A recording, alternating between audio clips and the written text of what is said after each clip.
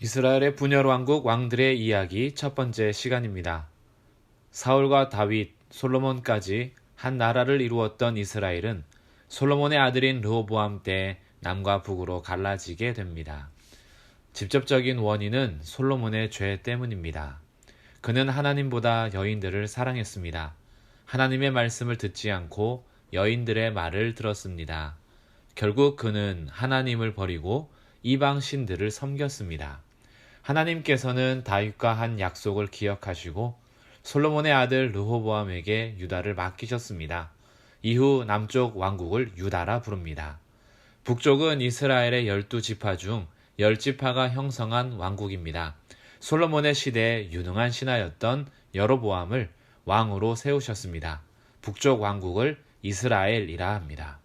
오늘은 르호보암 왕에 대해 살펴보겠습니다. 르호보암은 솔로몬의 아들로서 열왕기상 12장과 역대하 10장에 기록되어 있습니다. 르호보암은 솔로몬이 죽은 후 왕이 됩니다. 그는 이스라엘 땅의 중심부인 세겜으로 올라갑니다. 수도가 남쪽에 있는 예루살렘이라는 것을 생각해 볼 때 르호보암은 북쪽 지파들을 염두에 두고 올라간 것으로 보입니다. 솔로몬 왕의 말년에 이미 분열의 양상이 보인 것이지요. 르호보암이 세겜에 있을 때 애굽으로 도망가 있던 여로보암이 무리들의 요청에 의하여 이스라엘을 이끌고 르호보암에게로 옵니다. 여로보암은 북쪽 왕국의 왕으로 예언된 사람이지요. 여로보암은 르호보암에게 제안합니다.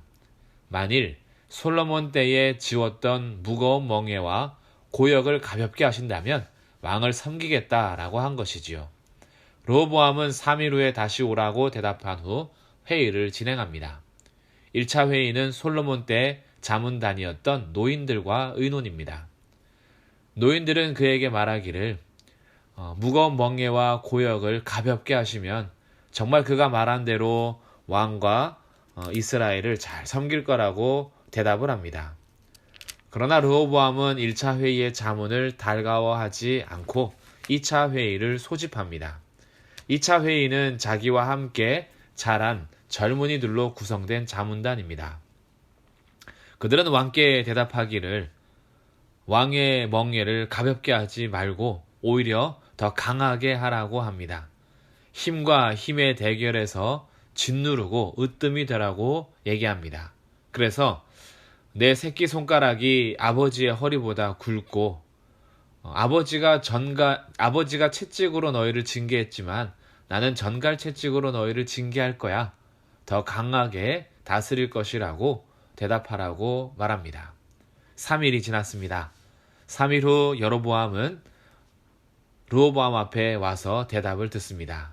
그때 르호보암은 노인들의 자문을 버리고 젊은이들의 자문을 따라 대답합니다. 그렇게 강한 말에 여로보암은 르호보암을 떠나지요. 우리가 다윗의 집과 무슨 관계가 있느냐라고 하면서 10개 지파를 데리고 북쪽으로 올라가면서 남쪽과 북쪽이 갈라지게 됩니다. 르호보암은 이 사건을 두고 전쟁을 하려 했지만 하나님께서 선지자를 보내셔서 전쟁을 허락하지 않으셨습니다. 그렇다면 남왕국의 왕이 된 르호보암은 어떻게 통치했을까요? 그의 통치는 열왕기상 14장 21절부터 31절까지 그리고 역대하 11장 5절부터 12장 15절까지 기록되어 있습니다. 그는 왕으로 17년간 다스렸습니다. 성읍을 견고하게 세웠으며 양식과 기름, 포도주를 저축하였고 모든 성읍에 방패와 창을 두어 강하게 하였습니다. 그리고 북쪽에서 해임된 제사장들이 남쪽으로 옮겨오면서 종교적으로도 잘 정착하게 되었습니다. 처음 3년 동안은 정치적으로 안정이 되며 성읍들은 견고해지고 종교적으로도 흥왕하는 시기를 보내게 되었습니다. 이렇게 견고해지고 힘이 세지자 무너지기 시작했습니다. 르호보암은 아내를 18명, 첩을 60명 두었습니다. 그리고 여호와의 율법을 버렸습니다. 통치한 지 5년이 되었을 때 하나님께서는 르호보암에게 경고하시며 예구방 시삭을 통해서 예루살렘을 치게 하셨습니다.